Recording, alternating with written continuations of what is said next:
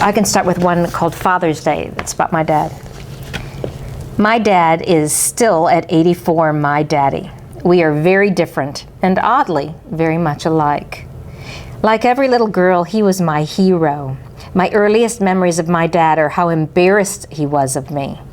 He was ticked at me when I wrestled my favorite cousin and knocked her off my new trike on my 2nd birthday. I'm a girly girl, and I was the first female on my dad's side to graduate from university. My dad is a perfectionist, and he taught me a lot about life. He was a stonemason and a bricklayer. He worked very, very hard, always. My dad taught me to hate war, all wars, even though he was a veteran. He and my mom in her go-go boots would take me with them in my zipped-up jammies to peace rallies and voter registration sign-ups. My dad taught me that tough guys cry, often. He wept openly when the Kennedys were assassinated and when Martin Luther King was killed. He cries when my children get hurt or when any animal suffers. He taught me how to pick out all the constellations in the sky and about the importance of never relying on one source of news. He and my mom and now his grandchildren talk about current events and politics daily. I inherited his insomnia. We share a passion for knowledge, libraries, history, great opera, and classical music. PBS, Linda Ellerby, and Charlie Rose. My dad taught me how to dance at big Italian weddings.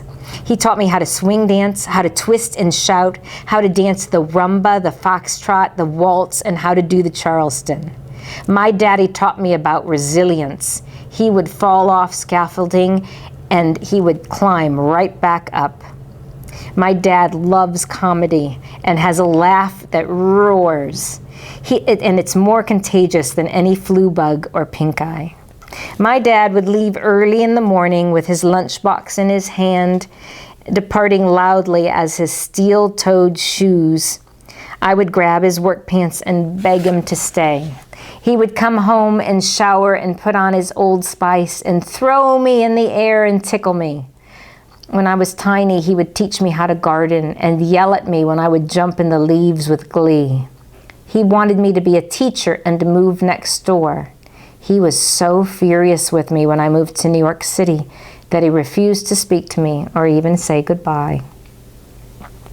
He was not too fond of the woman who learned to hail a cab and who struggled to survive in the city that never sleeps.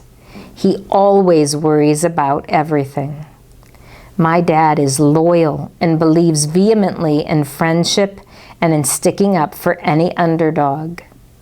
I have, sadly, inherited that same trait, but I guess I got the worry gene pretty late in life, too.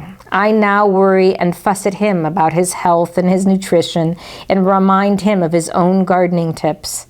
When all else fails, we use baseball analogies to connect and family recipes. We both are passionate about the need for more love and laughter at the family dinner table, in Congress, and in the United Nations.